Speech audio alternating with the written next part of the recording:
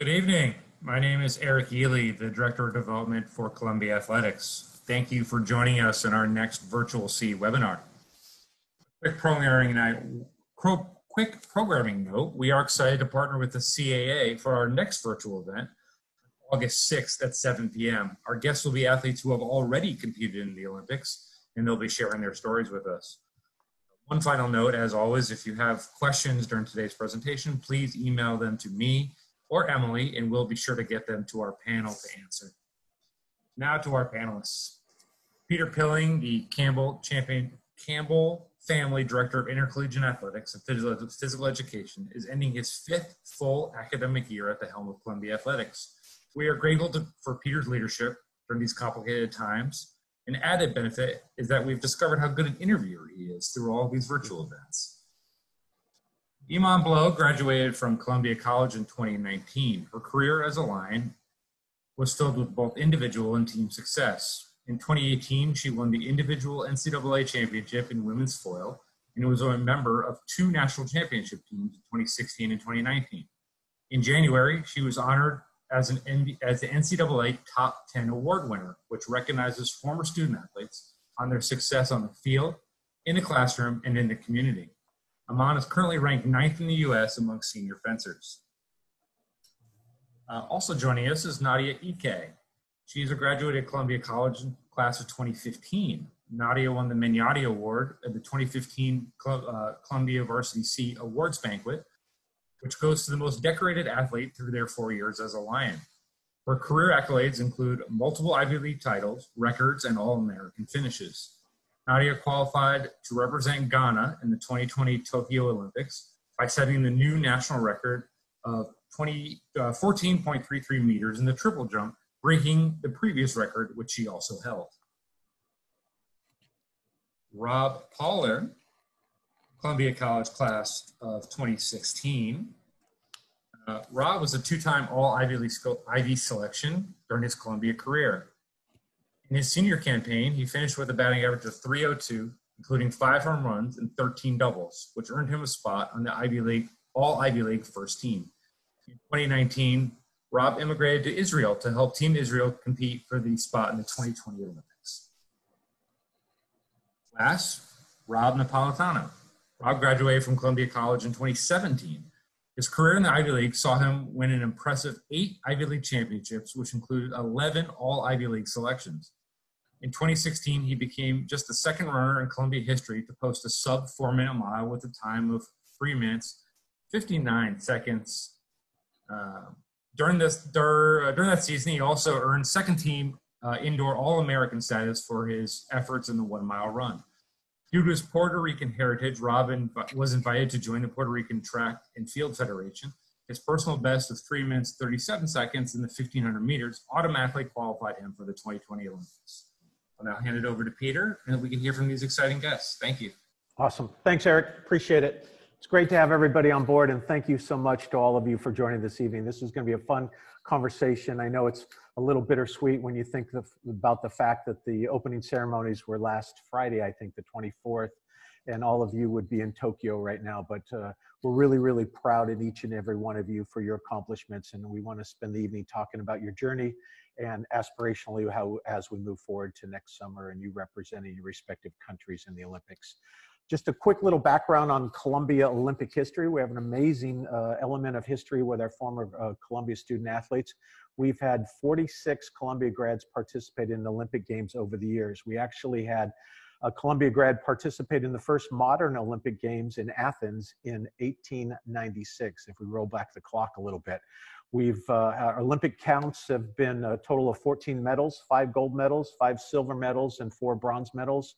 And most recently, Katie Miley won both the gold and the bronze in Rio in the Summer Olympics in her sport in swimming. So it's no pressure for any of you in terms of winning medals a year from now, but we would like to see some continued success. So it's great to have you on board. We're going to kind of go around the group, but I just wanted to start out with each of you telling kind of your path to being Olympic. It's pretty fascinating to know that we have representation from 4 different countries in terms of the Olympic journey. Nadia, we'll start with you. Tell us a little bit about your path and how you went through the process of qualifying for the Olympic team. So I just want to preface everything I say with the fact that I actually learned how to triple jump on YouTube. So that's how this whole story started. But I've always been a multi-sport athlete. So I played soccer. I was getting recruited for basketball, and when I came to Columbia, I was doing track there. And I think what made me fall in love with the sport was I was in a space where there wasn't as much pressure. Given that it wasn't such a big school in athletics, but also the fact that I got to represent Columbia on an even bigger stage. And so going to NCAAs and having people ask me, Columbia, who's that? What are you doing in the final? That kind of always lit up in me and really, pushed me, to aspire for bigger. And so my senior year, that's when I was like, you know what, I'm going to 2016 Olympics. And that's where the whole story began. And from there, I trained in New York City. I was in New York for a little bit after graduation. And any track athlete knows that training in New York, it's really not the most conducive space, especially for triple jump. And then I moved to Athens in 2018, Athens, Georgia, to train with one of the top triple jump coaches. And then from there, I ended up in Miami at the University of Miami, which I've been training with the coach here since 2018, and I qualified for the games while working with him. So it's been a long way since learning my YouTube videos, but I think I did well. Yeah, you're going to inspire a next generation of YouTube viewers out there in their respective sports. So that's awesome. All right, Iman, how about you? Hi. So I started fencing when I was about 9. I had family friends that introduced me to this program called the Peter Westbrook Foundation. And the Peter Westbrook Foundation is very special because it focuses on teaching inner city youth and particularly people of color the sport of fencing. And there are not a lot of people of color, or particularly at the time of its creation, there weren't a lot of people of color in the field of fencing, and it's done a lot to improve that, which includes a whole coaching group collective of Olympians and world champions and world team members. So I kind of got the best hand dealt to me because I started fencing and was mentored by all these Black and brown Olympic fencers. And so I fenced for the first year. I wasn't really that good, but I worked really hard, and I really, I saw the people around me, and I said, if they can be great and they look just like me, if I work hard enough, I could probably do it too. And part of me coming to Columbia, and I got a little bit older and I started making teams. I won my first tournament, and I won a national tournament, and then I started making national teams. And even my journey to Columbia was because many people from my foundation have actually gone to Columbia. So as I was growing up, and I was like, okay, well, they're Olympians, and maybe if I work hard enough, I can be an Olympian. So I'm like, if they went to Columbia, I guess, if I do the same things and work hard enough too, I can also go to Columbia. And some of the alumni I love them, they're like my family and they're my mentors, are Aaron Smart, who won the silver medal in Beijing and who went to Barnard College, and Nzinga Prescott, who's a 2-time Olympian. And went to Columbia College. And so I came to Columbia and I had success here, which was really great. And all the time I was still kind of working towards that ultimate Olympic goal. And this year was honestly actually my first full senior circuit, which was the Olympic trials. And I fenced on the team most of the year. Before the last tournament, I was actually ranked 6th in the country. And our Olympic qualification cycle got stopped the Thursday before I was going to leave for the tournament, which actually started on Friday because Trump closed the borders to international travel. So they had to cancel our last qualifier. Right. So yeah, my qualification suspended until next year, but that's where I am right now, trying to just finish it up and see if I can make this team. And the Tokyo Games, too, are a little bit different. Could you explain to everybody about the addition of certain elements regarding fencing? It's all the weapons are participating this year, and that hasn't happened in the past. Is that correct? Yeah, I believe in 2000, they added women's saber into Olympic fencing. There was no women's saber Olympic fencing prior to 2000. And right now we have 3 weapons and 2 genders. So there's 6 different Olympic events. And once they added women's saber, they decided to take out 2 team events per Olympiad.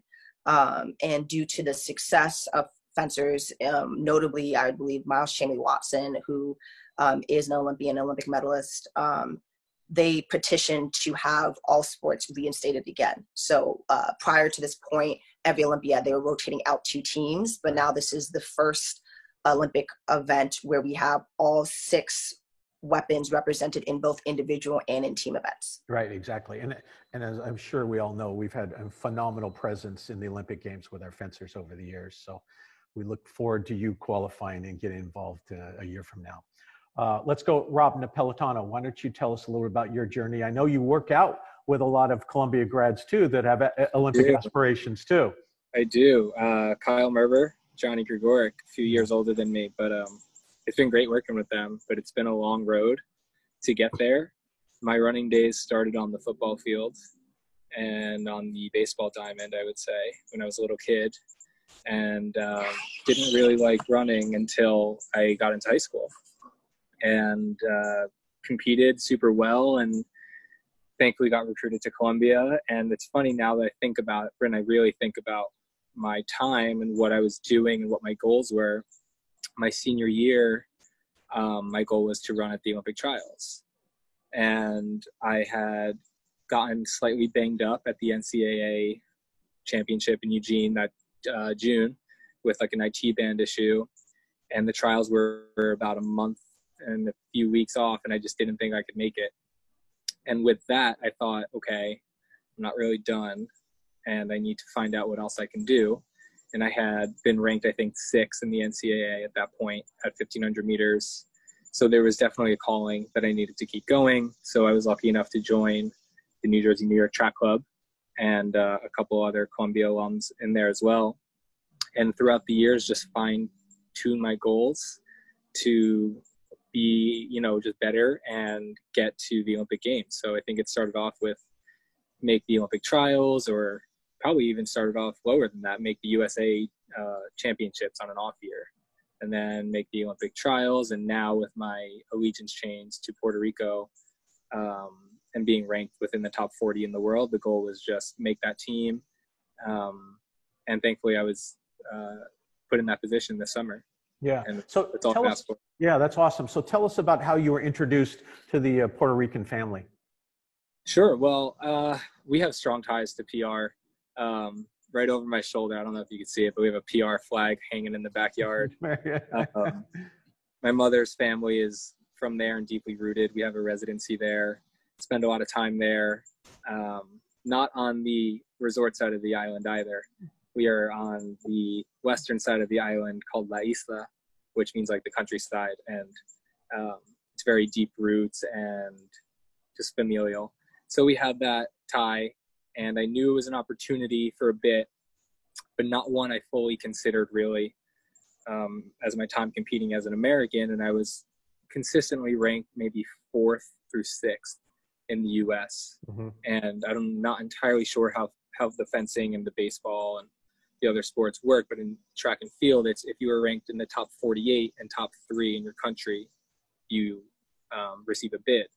And while I was ranked in the top 48, I was consistently being placed in the 4th or 5th slot for the U.S. team. So I decided I would reach out to the Puerto Rican Federation, make the case to their president as to why I feel justified and compelled to do so.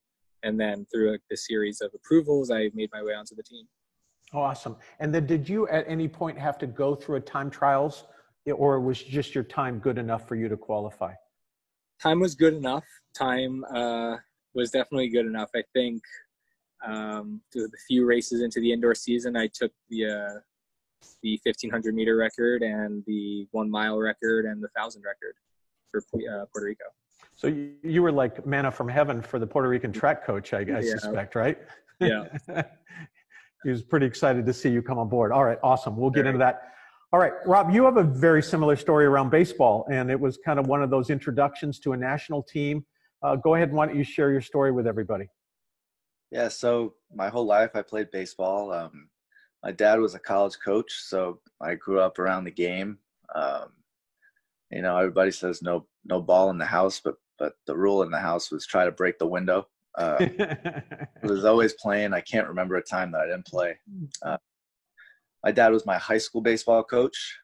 Grew up in Brooklyn, and then fortunate enough to get recruited to Columbia. Coach Mackey saw me at a showcase. I think I hit 2 home runs and like ran into the fence and had like a bloody face and everything. And he was like, "We want that kid." So at Columbia, I had a really good career. We won 3 championships. And then after college, played some minor league independent ball. Dream was always to play on TV in the major leagues. Never really thought about the Olympics. Baseball wasn't really in the Olympics. And then this whole thing kind of just came out of nowhere. I got a DM on Instagram from the manager asking me if I was Jewish. And I was like, "Yeah, I'm Jewish. Why? What's up?"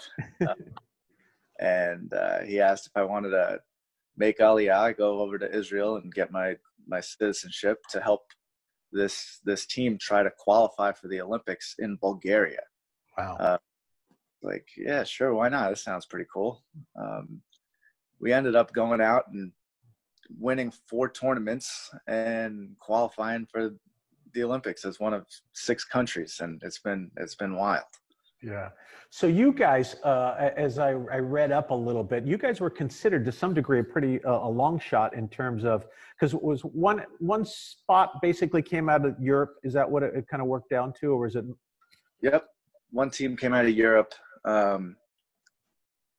We had never made it out of the B pool. Wow. Yeah. So we not only made it out of the B pool, we got to the European Championships. We came in the top 4 and made the qualifier. And then as a long shot, we ran through the qualifier and beat everybody. And somehow we made the Olympics. That's awesome. And you guys, I think as you mentioned the other day on the baseball webinar, you had some former major league players on your team also too. Yeah. So most of the guys are American, Jewish Americans that are in the same position as I am. They got recruited, went over there, got their paperwork done. But yeah, it's a wide range of guys. We got guys that played in college, guys that played in the minors, and some guys that, we just got Ian Kinsler, who is a major league all-star for a couple of years. Yeah, that's awesome. So it literally was get off the plane in Bulgaria and meet your teammates and shag balls and start playing. Is that how it went? Exactly. Yep. That's crazy. Wow. And then did it come down to one game against, I don't know what country you were playing against, but did it come down to one game, just winner take all in order to qualify? So Bulgaria we played 4 teams, and then it was a best record at the end. 2 best records played in one game. We won that game. We almost didn't. So we almost didn't make it out of the first round. Came back late. Then 2 out of 3 in Lithuania, we blew them out. And then there was a 12-team tournament in Germany. We had to place top 4. We did. And then it was 5 teams in Italy, and it was best record. And we ran through it. That's awesome. How were the baseball facilities in Bulgaria? I can't imagine them being too superior. Yeah, interesting. Lithuania, we played in the middle of a horse racing track, and they didn't have dugouts. It's my gosh. Awesome. That's a remarkable story. I hope you're keeping a journal and writing these things down, because all of your stories are pretty amazing in terms of your Olympic journey.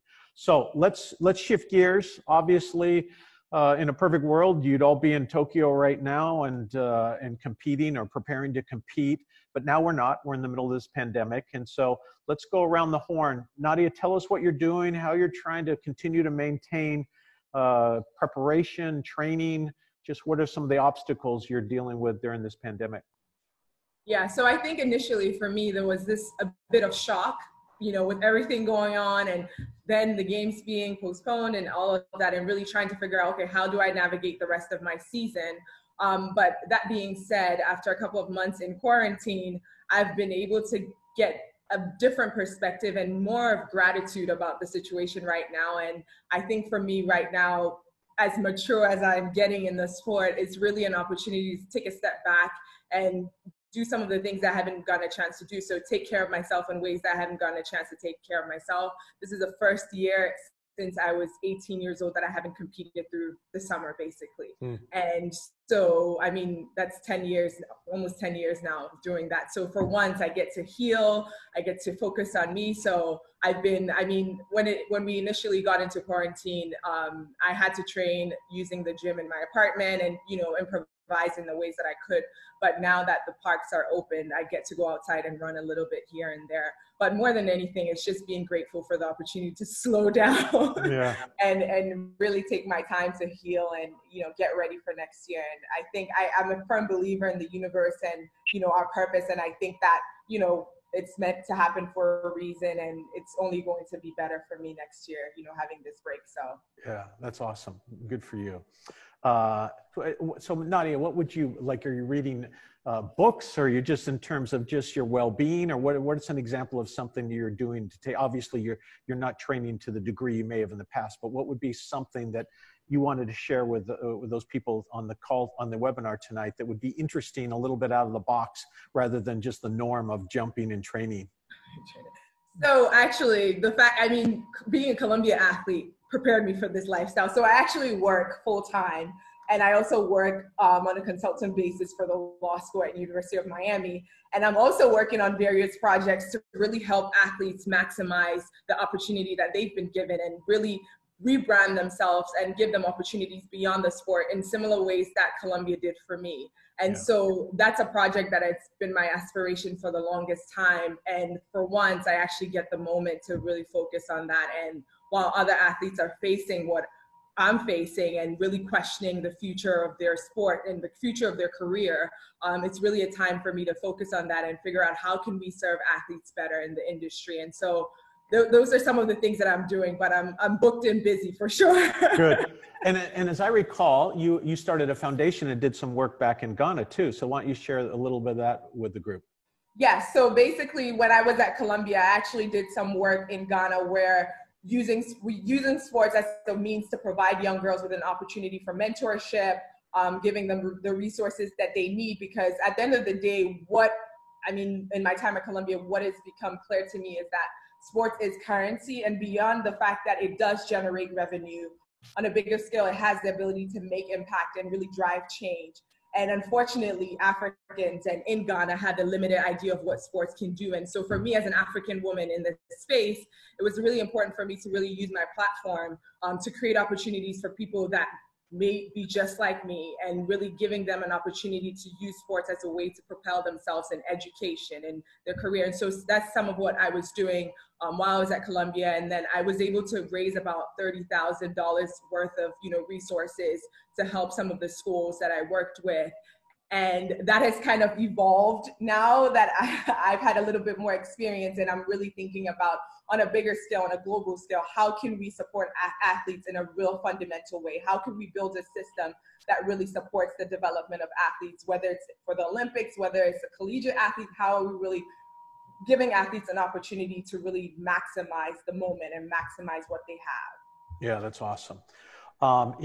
Sometimes there's this misconception that you make the Olympic team and then they just deposit money in your bank account and you don't have to work and you can constantly train. I see everybody is shaking their heads contrary to that. I know, Iman, you were working with one, I know at one point you were working with Dean DeColius at Fortress and kind of balancing training and then working with his team on some projects and just kind of getting your feet wet in the finance world. So what are you doing right now in terms of balancing work, training, and then how are you continuing to stay motivated in terms of your process?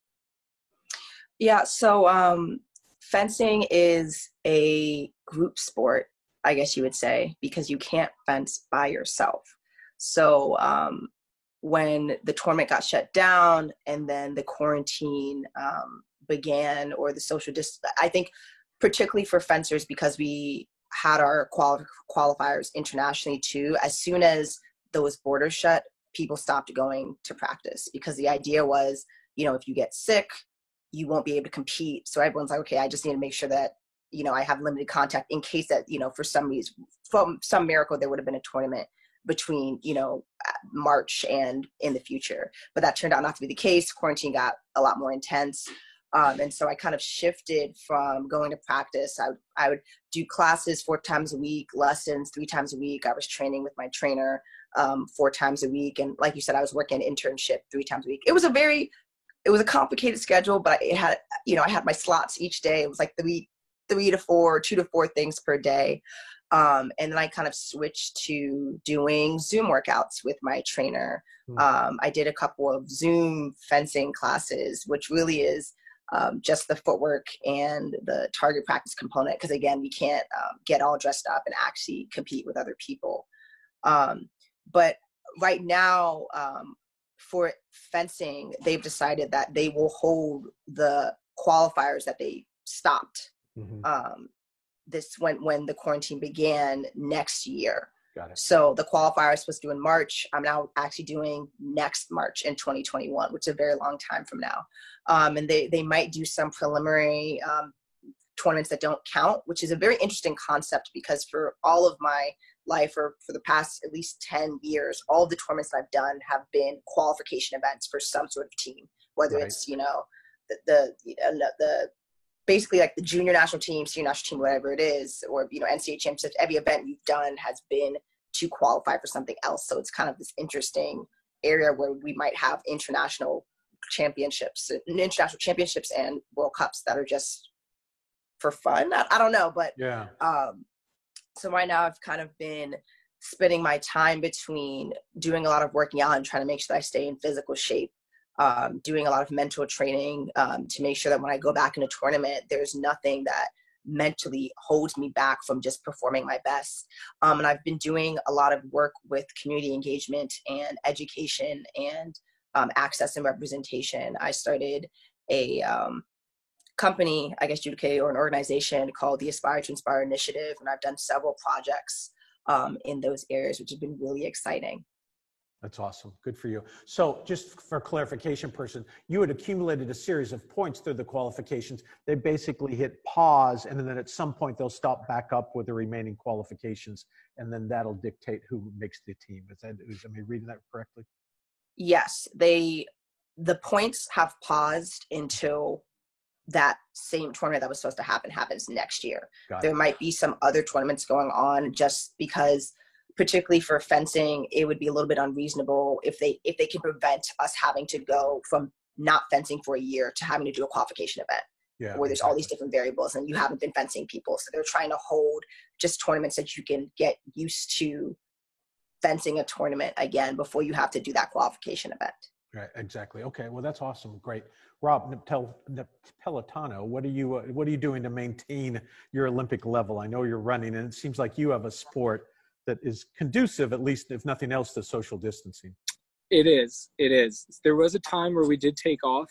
I probably took my first real 2-week break in like 5 or 6 years. Wow. And even then I was still running every other day or every few days. But similar to the fencing world, track and field world is also on pause. There was a mandate that came out in April that said any events that are to happen between now and December 8th don't count. So you can run as fast and jump as far as you want. I'm sure you knows too, but it won't count into your world ranking. So there was a bit of a disincentive, and I think we all recognize that, but at the same time felt we need to do what we love and what we can do. So running has been a bit conducive for sure. There's always time to go out and get another run in or something like that. I have had a few run-ins with the police on certain tracks, and I've tried to like sneak in a workout early quarantine, and whether like it's a security officer from the schools, running out saying, you can't be on the track or can't be on this trail or that. So that took a little bit of maneuvering, but now thankfully things are a lot better. We're back grouping up. We raced actually for the first time on Monday night in 6 months, and I ran a PR, which was pretty great. And it's just an interesting time, and you have to be flexible. And that's really all we're doing. So give everybody an idea of how many miles you're putting in terms of weekly training, or exactly what your typical schedule would be in preparation. Well, now it's different with the gyms being shut down. So I'll give you the best case scenario when you're firing on all cylinders and have all the resources. Like an awesome week, a great week would be running about 85 miles a week, lifting twice a week, swimming once a week. That would be like an A+, hands down awesome week. We work out on the track Tuesdays and Fridays. And everything is now the same, except, of course, we can't get in the gym and lift. Swimming's hard. Done some open water swimming, which is quite a challenge, but always interesting. And I'm running the same mileage. I did hit a high of 95 a few weeks ago, which was certainly a challenge. It's interesting. When you run that much, all you do is run. You run two times a day, probably 5 days a week, and then the other 2 are singles. Running close to like 2 hours on certain days and getting in some good workouts. Yeah. And so what else are you doing besides running? Or if you have any time to do anything else, Rob? Not much energy after that, but now I'm settled down in New Jersey. Been thinking and trying to get off the ground a local running group and running club. There's a really great organization also called Achilles, which is a running organization for individuals with either intellectual or physical disabilities, and they're partnered with a runner, and you take them on runs, and you can awesome. Mentor them on the side and things like that. So trying to work out the logistics to bring those two parties together. Yeah. How about the nutrition side of this? Do you have a pretty systematic regimen of what you're eating and how you're eating it through the running process training? Yeah, definitely. And it's so hot too. So it's also hydration too. Electrolytes are big. Something I think I missed out a lot when I was younger and not as wise is the importance of electrolytes and hydration recovery. But then of course eating is super important. I think it's easy to convince yourself to eat too little and maintain this false sense of fitness just based on your looks and what the scale says. And I think that's a pretty dangerous, slippery slope that a lot of athletes fall down. So first and foremost, just making sure that you eat enough and you're eating properly, because you will not get better if you don't do so. And then on top of that, making sure it's healthy and everything has a purpose and there's not aimless snacking in your lonely quarantine hours. Yeah. So just out of curiosity, this may be recorded, but we're not going to send it to the governor of New Jersey. Where in the world did you race last week? We raced in Connecticut because they have looser restrictions. Oh, I see. Yeah. It was interesting. Everyone had to wear a mask, obviously not during the race, but everywhere you went, you had to have a mask on. There was a temperature check, a COVID questionnaire, pre-registered spectators, and they were divided up into certain sections that were very far away from the other sections. And then of course, everyone in those sections was 6 feet apart. So it wasn't quite the atmosphere that it usually is. Like it wasn't loud at all. It wasn't really a competitive environment, but it was still much better than time trialing at practice. And so how many people was this the 1500, I'm assuming? This was an 800. Oh, it's 800. And so how many people were in the race? 8. And then did you guys space from the starting line, or did you all just kind of? We all started in lanes, which is typical in the 800. Right. However, they started every event in lanes to make sure there's some distance and not jostling in the early stages. So like a 5K, they even started in lanes, which is hilarious to think about. Yeah. So if you were to, you said you ran a personal best. Are you committed to the 1500, or is there a chance you could run the 800 too? No, I'm committed to the 15 for sure. Absolutely committed to the 15, but the best way I think to run a good 15 is to run a good 8. Yeah. Yeah. All right. Awesome. Thanks. All right, Rob, I don't know if you're hitting baseballs in the middle of the night anywhere, but why don't you share with what you're doing with the group? I'm definitely not running 90 miles a week. That's not what I'm doing.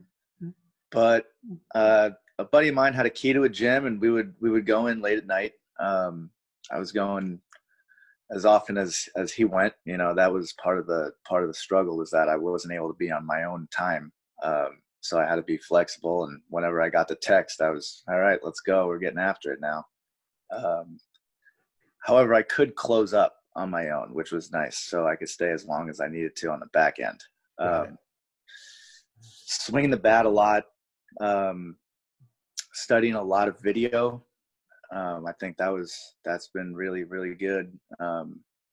Even in my house, just videotaping my dry swings, study it, video it, repeat until you fine tune little things. And like Rob said, eating healthy is huge. And also I think that's an underrated part of everything that's going on with the virus, right? Is that nobody's really talking about, guess what? You got to sleep and you got to eat and keep your immune system strong. And so I've been really focusing on that. Yeah. And so what's your degree of communications with the Israeli coaches? Are they kind of just checking up with you? Are they giving you kind of like a regimen of what they expect you to do? How are the channels are staying open? No, it's kind of, it's very, very hands off. Oh. We're just sort of checking in. What's cool about it too is baseball's a team sport, but it's very individual. And right. It's what you mentioned before about showing up in Bulgaria and not knowing anybody. And all right, here we go. We're playing, not like we have to go over any type of plays or this or that. So, guys are all over the country, and some of them are in Israel, and everybody's sort of on their own doing their thing and checking back in and getting ready for the next time we meet up together. Yeah. And so in a perfect world, we get through this pandemic, there's a virus, and we kind of move forward. Do you guys, are there like planned tournaments prior to the Olympics that you would be able to continue to play as a team? Yep. So you got me? Yep. Gotcha. All right. So some guys are going to try to play winter ball. I'm signed to go play out in Ohio for next summer. Different guys are going to be playing in different leagues. And then about 3 weeks before Tokyo, we were going to get together and make a little bit of a tour around the Northeast, playing against different college and pro teams, and do like a little spring training mini camp before we headed out. So that was the plan. All right. Awesome. Very cool. All right. Let me go around. I'm going to ask kind of a two-part question. Nadia, we'll start with you. Let us know if you have a favorite Olympian, somebody that you may have looked up to in the past, or maybe not. And then any type of piece of advice someone has given you that's been impactful in terms of your training or in terms of your Olympic preparation. So two-part question. So I guess the first part is my Olympic idol, so to speak. I have a hard time with that a lot of the times, because I find that in my event or in track and field, for the most part, you end up competing against the people that you look up to a lot of the time. So for me, I just don't believe in idolizing any one person, because at the end of the day, I want to beat you. So I may like their technique and I may like the way they compete, but as far as like and I use Katerine Ibarguen, she's from Colombia, and I love the way she jumps, her technique. I love the way she jumps. She's very strong, but at the same time, I would never look at her and say, oh, I aspire to be like her, just because I will have to compete against her. And once you do that, you put the person on a pedestal that makes it almost impossible or seem impossible to reach. So I would say she's the one person that I actually like her technique. And in terms of advice about triple jump, I mean, this advice goes along with every aspect of my life. It's about being patient. It's the same thing that I've been told for every single part of my life. And it's really learning to be patient, because I'm in an event that with time and with age and with experience, you get better. And understanding that as I get better and as I get stronger and as I get older in the sport, I don't need to try as hard. I don't necessarily need to train as hard as I did when I was, in college, or, I can take more time to rest. I can recover more and still be fine-tuned enough to compete. And so really getting to a point and understanding that and really understanding the importance of rest for me has been a big thing. Yeah, that's a great point. In your sport, I suspect the paradigm has shifted from maybe speed and different aspects of it to you understanding the technique about it more and more as you've gone on. I'm sure there are parallels in a lot of sports, but how has that impacted your capacity to do what you're doing in the triple jump? Exactly, and you hit the nail right on the head. It's with triple jump, for the most part, your body could only do so much. And I don't know how much people know about actual triple jumping, but apparently you put 3 times your body weight on each leg for your phases. And so doing that in training and doing that in competition and competing throughout the summer, that is a lot of impact on your body. And so there's only so much your body can take after doing this for 10 years straight. So you're going to have to rely on something other than your speed and your power to get you through. It's one of those things that you can always get stronger in track and field, and you can always get faster. But with triple jump, it's just your body is just has a limit to how much it can take on the impact. So for me, it's become really more important about learning the technique and refining the little things. And I remember when I was working in Athens, Georgia with the coach, something as little as the angle at which my forearm went a little bit too far to the left. And that was turning my whole body to the left. So little things like that become so important. Or how my foot turns this way when I'm in the air, like little things like that. And it's an incremental difference when you actually learn those things. So that's pretty much what I've been focusing on. Yeah, that's awesome. I suspect aerodynamics play a big part of what you're trying to do too. When you think about, we normally think about like ski jumpers or something, but you're flying through the air, so aerodynamics probably play a part of that too. Yeah, awesome. Very good. Iman, any Olympic heroes, hopefully a former Columbia alum or something that may have won a silver medal in the past, and then any type of advice you received from somebody in terms of your Olympic journey that's been impactful for you? When I was growing up, I don't typically have idols or like favorite or celebrity crushes and things like that. That's just not how my personality works. And as Nadia said, oftentimes the people who you look up to or who you appreciate or admire when you get to be on that world-class level are the people who you're competing against. So it can be difficult. I mean, you don't want to have that mental barrier or where it's like, oh, I love this person, they're so great, now I have to try to beat them. Right. But fortunately in fencing, we have different weapons. So there are people who fence and are great who I don't compete against. And I know growing up, I really looked up to Ibtihaj Muhammad, who was a part of the Peter Westbrook Foundation and recently won a bronze team medal in the Olympics in Rio, and was the first hijabi wearing Olympian for Team USA. And I know specifically for me, the memory that I really hold strongly is that, sometimes we fence against boys, even though in competition, you'd only fence against your own presented gender. Right. You can fence against whoever during practice. And I remember, she would fence against the guys, and guys, typically in my experience too, like they hate losing against women.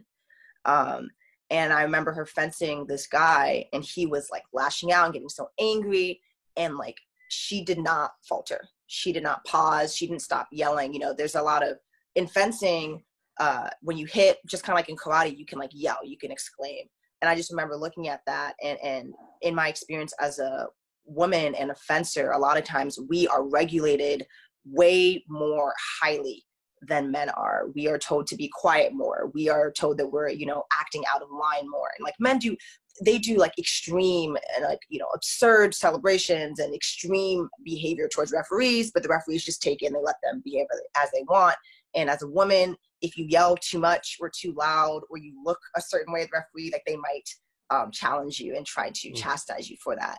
And so, I mean, I think part of the reason why I'm like so strong and so loud and so powerful in my own fencing style is because I saw someone like Ibtihaj Muhammad fence a guy in practice and did not waver, did not make herself smaller, and was super strong in that area. So that was like my idol growing up for what I could be as a woman and as a fencer. Yeah.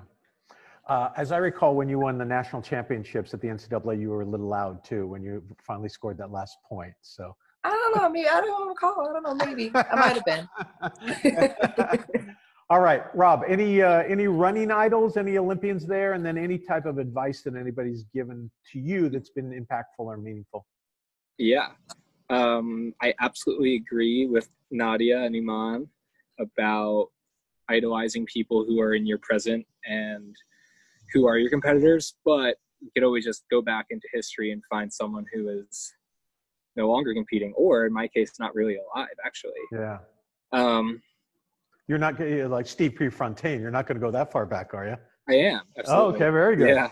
Yeah. Yeah. I mean, any high school guy is brought up on pre. Yeah. And I remember freshman year of high school in this leadership class that we all had to take throughout the year, interspersed with movie viewings, and one of them was pre. And I remember seeing the clock on one of his times thinking, this is humanly impossible. And now as a professional, it's very possible. But back then it was so awe-inspiring. And I remember reading books about pre and watching YouTube videos about pre and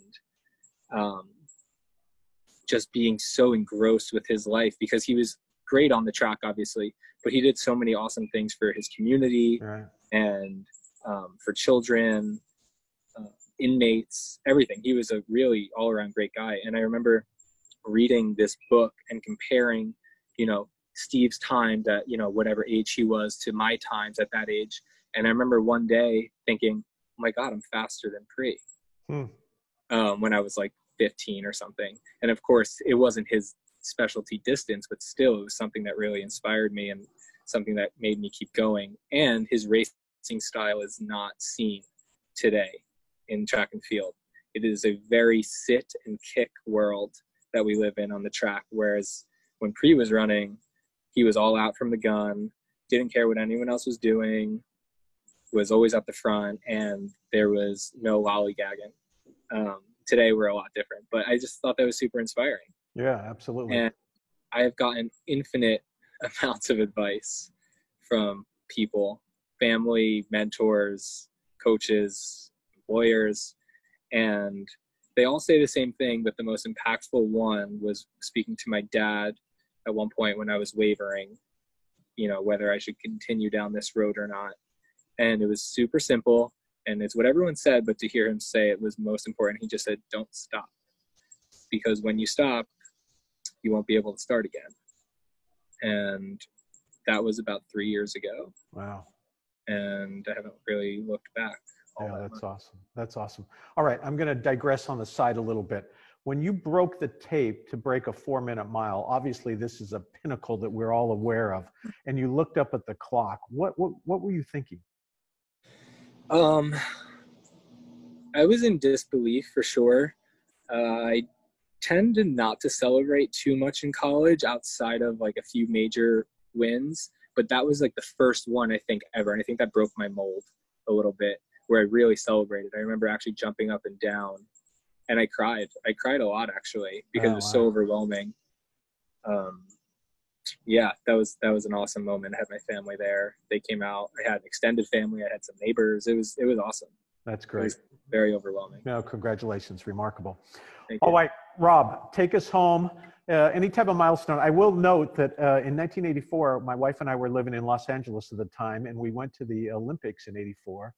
I don't think any of you were even alive, just for the record. But we went to a couple events, but the one event we went to was baseball. And that was the first time the Olympics baseball was in the Olympics. And we went to Dodger Stadium and saw the US team play. So anyway, share with us, kind of advice you've seen. If you may have, I suspect you have a baseball hero, but anything that's been impactful in terms of your journey too. So I'm going to say, shout out Katie Miley, in class with her, and then she's an Olympic star, and that's awesome. This is going to be the first time that I've ever got to be teammates with somebody that I had studied their technique growing up. There's a handful of players that I had studied specifically, and I get to be on his team coming up in Tokyo, and Ian Kinsler, and that's pretty special. Yeah. And I'm gonna repeat what what Nani was talking about is that it comes down to technique as you get older. You know, I think that in college it would, wow, oh my God, the guys on TV are so big and strong and they're superhuman. How did he hit the ball out of the park, opposite field? He must be so much stronger than I am. And then studying the game more and more, it's, no, I'm doing something completely different than what that guy's doing. His technique is so much better, and it allows him to do what he's doing, right? And just paying attention. I think that's super important. Paying attention, studying the greats, and trying to duplicate what they do, because they're great for a reason. Yeah, that's great advice from all of you.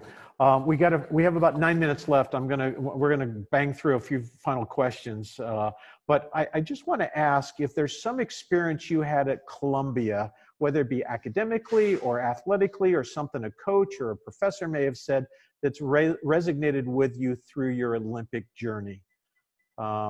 Nadia, we'll start with you. I take that back. We're going to shift this back up. We're going to go Rob, because I always bang these questions out and then put it right in the spot right over. All right. It's just funny because I'm like, oh. Either Rob, whoever wants to grab this first. I can go ahead. Okay, go ahead. I'm sorry. So I just felt bad that I gave you no prep time on any of these questions. All right, go ahead, Nadia. I think for me, well, one, I would say the best decision I could have ever made at 18 years old was to go to Columbia. And I say that over and over and over again. And it's, I mean, and I remember, I think the moment that all of this came together for me was at my first NCAA, my freshman year. And I just, I think it was the preliminary NCAA meet, and I just blew out my PR. And in that moment, I realized, like, I can be a top level athlete and I can be a top student as well. And I really think that beyond the fact that I was able to fully develop as an athlete, being a student athlete at Columbia really gave me a voice. And I think it also, it really enabled me to develop holistically and really view myself as a dynamic human being who can really maximize on every opportunity if I stay present and if I'm in the moment. And I think when I was at Columbia, it really brought that into perspective, and I was able to be in the moment, be present about the fact that I was an Ivy League student, be present about the fact that I was also an NCAA athlete, and I was able to accomplish all those things. And that's the biggest thing that I was able to take from that, and that resonates in everything that I continue to do moving forward, is really using my experience as at Columbia to really take up space wherever I occupy, really take up that space and really show this dynamic being and show that it's possible to be this dynamic being. And it's hard for me to say, but at 18 years old, I look at my 18-year-old self and I'm like, you did the damn thing. Like, good job. That's awesome. You know, but yeah. Could you share that with every recruit that we have going forward with our 31 Sports? That was very well said. So hopefully our coaches that are online are tape recording and utilize that with all future recruiting Zoom meetings that we have going forth. We'll cut and splice everything you guys have said tonight. All right, Iman. I think the kind of what encapsulated my whole Columbia experience as a student athlete was my final 2 weeks of school. So I had a very interesting experience where I had 2 Olympic qualifiers, 3 finals, and the 3 graduations, or whatever that was, within the span of about 2 weeks. So I went to Germany, and then I came back for 10 days, and I had 3 consecutive finals. I think I came back for 7 or 10 days, and then I had to go to China for another qualifier right before graduation, which was like the 12 hours after I got back. And I remember being very stressed. I remember I took those 10 days and I didn't practice. I had gone to Germany. I didn't do as well as I wanted to. And I came back and I was like, okay, I'm pre-medical. Like, I want to go to med school. Like, these finals are very important to me. I've been training for the past 15 years of my life to be an Olympian. And this qualifier is also very important to me. And I had to make the decision to say, okay, it is better for me to take these exams and focus all my energy on what I'm doing right now, and then just stay calm. Like people were saying, like, stay hydrated, sleep well, like, meditate, whatever, and then go to this tournament, see how well I can do. Because I'm not going to depreciate as an athlete that much. But, if I don't study for the exam, I might not do well in the exam. And I remember coming out of my physics final, and I didn't feel like I did as well as I wanted to. And I went to the athletic department, and I was like, I talked to one of our sports psychologists kind of by chance. I walked by her office, and I was like, I feel like I didn't do well enough in this physics final. I don't know how I did. And like, I'm super stressed going to this next qualifier. And I remember her telling me, like, listen, if you fail the physics final and then you go to this tournament stressed about failing the physics final and you fail the qualifier, right? Now you're going to feel double bad. If you fail the physics final, forget about it. Go do really well at the qualifier. And then you fail the physics final, be like, okay, but you did well at the qualifier, right? So I ended up going there and I did pretty well. But to me, that was just kind of emblematic of something I've learned by being a student athlete, which is like, you just have to take your hits and just keep moving forward. Focus on what you're doing in the moment. Don't let past failures or stress about any other area affect what you're doing right now. So that's kind of like the biggest thing I got from Columbia, which is being able to really focus on whether it's taking this exam, doing this classwork, or going to this qualifier and competing. Just being able to compartmentalize and always look forward towards the opportunities that are coming in front of me and not whatever might have happened behind me. Yeah. And I also did really well in the final. Yeah, I was going to say, I'm pretty sure you got one of these on the final too. Right? Yeah. All right, Rob. Yeah.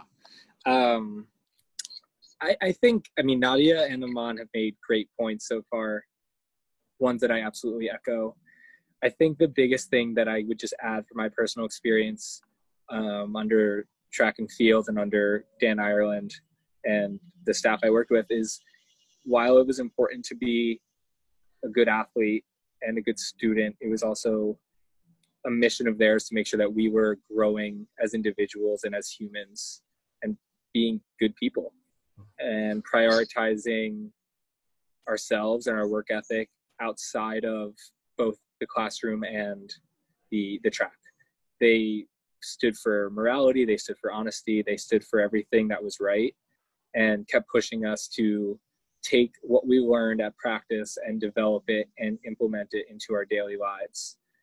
Something as so simple as just being on time and being courteous to teammates and having positive body language and things like that all make us better athletes and students, but also just better people.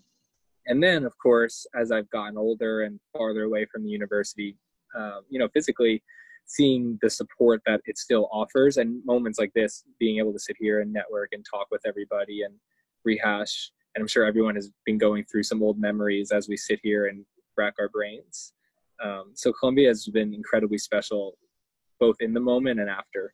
It's something I'm always thankful for, always will be. And like Nadia said, like, it's a big decision to make when you're 18 years old, right, but absolutely the right one. Yeah, absolutely. Yep. Awesome.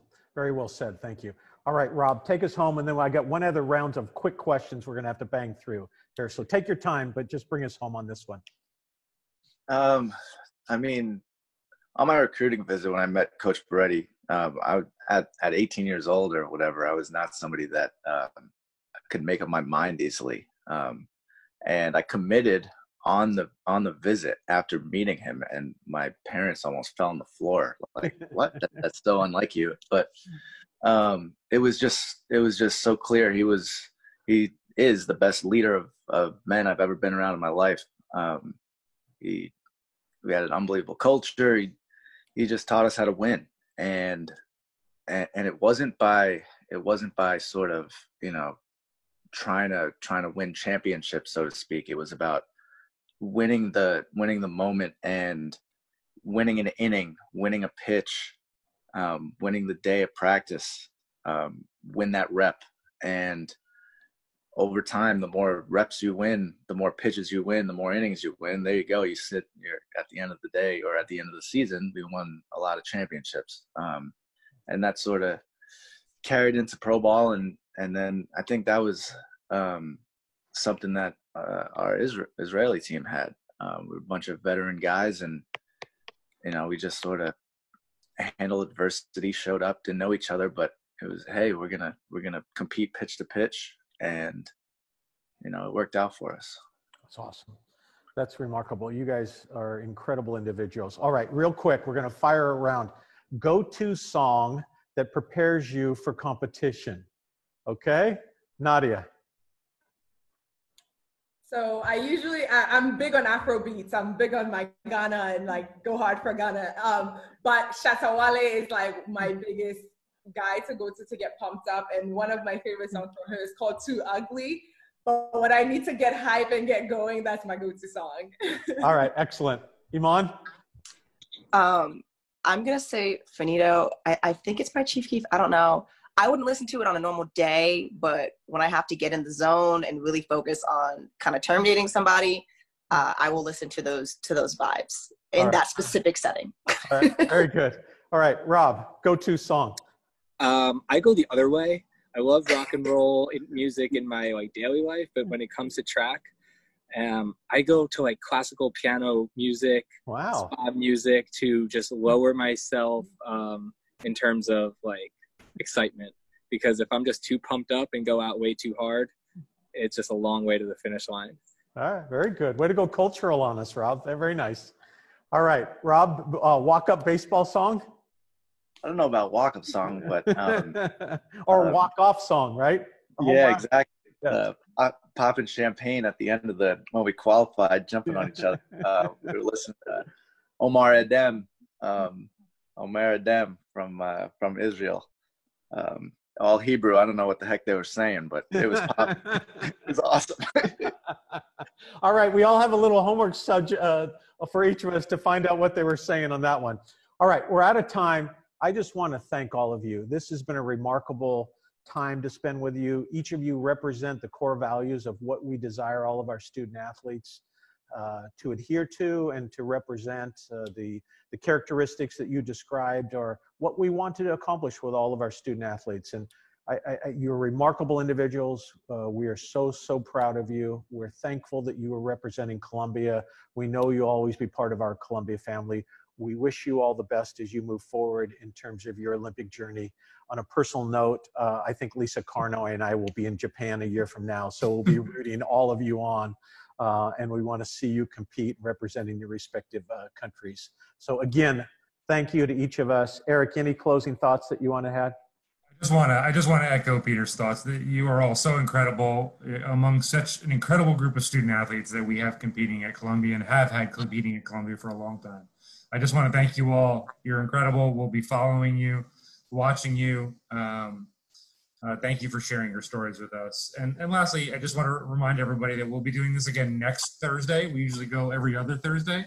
We'll be going through next Thursday to get a different perspective of some athletes who are connected to Columbia who have already competed at the Olympics and can tell us some stories about opening ceremonies and the Olympic Village and how they got ready to compete at that highest level. It's an experience you will all get next year. They have already had. So it's a different perspective. We're really excited about it. So please come join us again next Thursday at 7 p.m. Eastern Time. And thank you all. All right. Thanks, everybody. You guys were great. Thanks a lot. All the best. Thank you. All right. Thanks for having us. All right. Bye-bye. Bye.